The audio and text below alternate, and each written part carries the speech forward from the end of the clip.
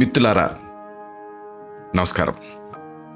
ఈ కార్యక్రమాల సిరీస్లో మనం జీవితానికి సంబంధించి, జీవన విధానానికి సంబంధించి ఎన్నో ముఖ్యమైన విషయాల్ని తెలుసుకుంటున్నాం. ఈ వీడియోలో మనం ఎంతో ప్రధానమైన విషయం గురించి మాట్లాడుకోబోతున్నాం. ఇదే పిల్లల ముందు తల్లిదండ్రులైన భార్యాభర్తలు ప్రవర్తించాల్సిన తీరు గురించి. భార్యాభర్తలు అన్న తర్వాత భేదాభిప్రాయాలు, రొసరొసలు, వాదనలు ఇవన్నీ మనం ఎక్కువగా చూస్తూనే ఉంటాం. కానీ వీటిని పిల్లల ముందు ప్రదర్శించడం ఎంతమాత్రం మంచిది కాదు. ఇలా చేస్తే పిల్లలు కుంగుబాటుకి గురయ్యేటటువంటి రిస్క్ ఉంటుంది. అలా కాకూడదు అంటే భాగస్వామి పైన కోపం వచ్చినప్పుడు వెంటనే ఎప్పుడూ నిలదీయకూడదు.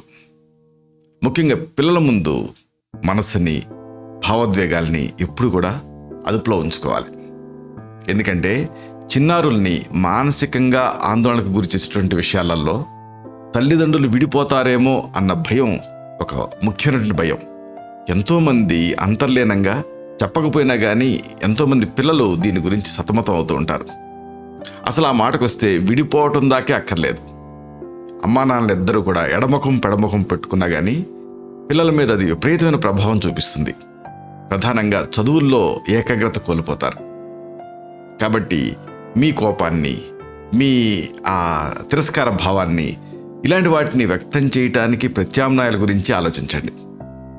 భార్యాభర్తలుగా మీ మధ్య ఎన్ని భేదాభిప్రాయాలైనా ఉండనివ్వండి, కానీ వాటిని మీరే చక్కదిద్దుకోవాలి.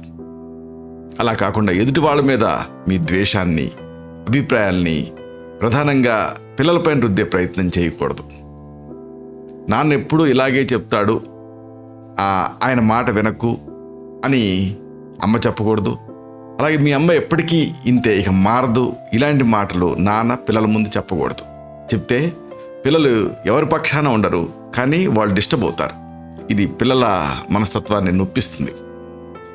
అప్పుడు మీ వ్యాఖ్యల్ని వ్యతిరేకించలేక, అలాగే అవతల వారితోటి ప్రేమను పంచుకోలేక పిల్లలు బాగా దిగులు చెందుతూ ఉంటారు. చెప్పకపోవచ్చు మీకు. మీ భాగస్వామి పైన కోపాన్ని, వాళ్ళ ప్రవర్తన వల్ల ఏర్పడ్డ బాధని నోటితో వ్యక్తం చేసే బదులుగా మీకు ఒక ఉపాయం ఏమిటంటే, ప్రతిదీ కూడా జర్నల్ రైటింగ్ అంటారు. అంటే ఒక కాగితం పైన రాయండి.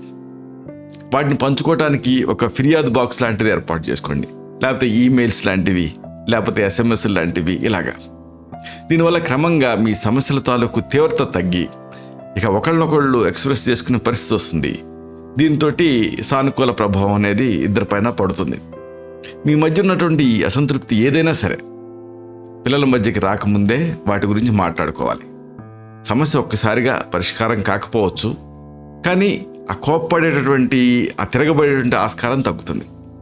వీలైనంత వరకు కూడా ఆ పిల్లల ముందు సాధారణంగా ఉండటానికి ప్రయత్నం చేయండి. అలాగే మీ ఉద్వేగాల్ని ఆ చిన్నారులపైన ప్రదర్శించడం ఎంత మాత్రం మంచిది కాదు. అలా ప్రదర్శించారనుకోండి, అప్పుడు వాళ్ళకి మిమ్మల్ని చూసి భయపడే పరిస్థితి వచ్చేస్తుంది. పెద్ద అయిన తర్వాత అది తిరస్కార భావానికి, ఆ భావం అనేది బాగా పెంచేసుకుంటారు మీ మీద. మీ ఇద్దరికీ దూరంగా ఉండాలి అన్న భావనకు వచ్చేస్తారు. ఏ హాస్టల్కి వెళ్ళిపోదాం, లేకపోతే ఎక్కడికి వెళ్ళిపోదాం అనుకుంటారు.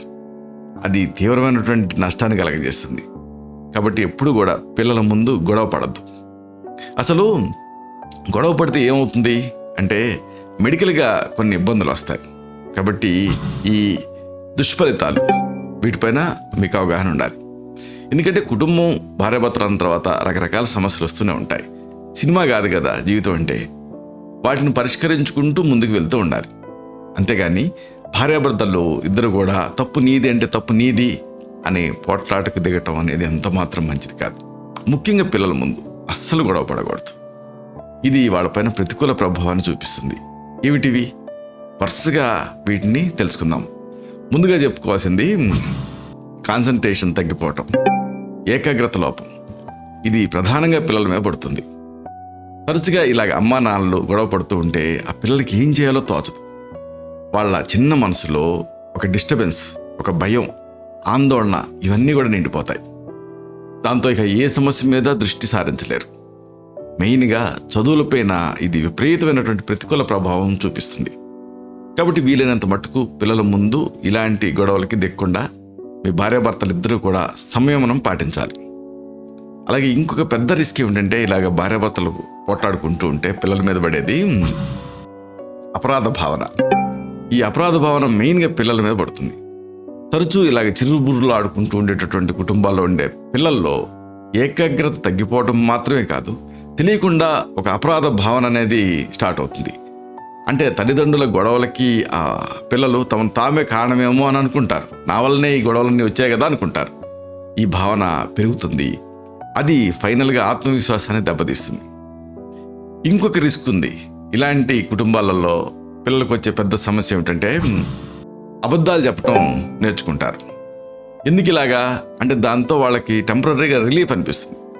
ఇంట్లో గొడవలని ఆపటానికి లేనిపోయిన అబద్ధాలు చెప్పడం ఇలాంటివన్నీ కూడా స్టార్ట్ చేసేస్తారు. అది వాళ్ళ వ్యక్తిత్వాన్ని దెబ్బతీస్తుంది.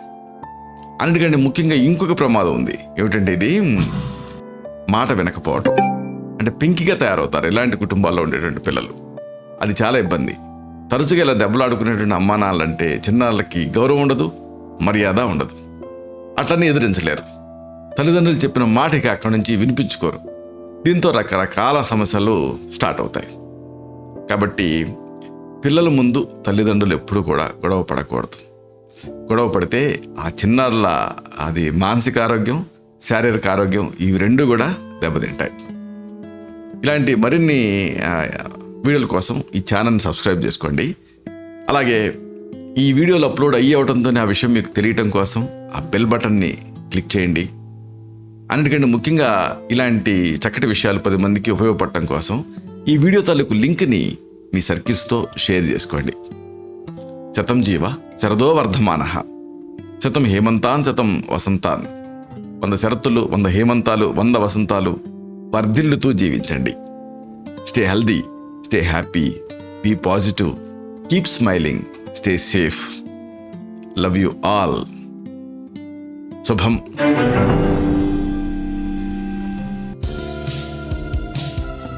Doctor Chirumamilla Murali Manohar, MD Ayurveda, Raksha Ayurvedalaya, plot number 13, Rammurthy Nagar, CBCID colony, Hydernagar, Hyderabad 5,85,000, Telangana state, India.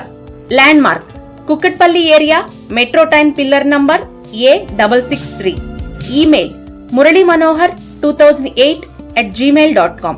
Website address www.muralimanohar.com. Phone numbers 9246575510, 9177445454.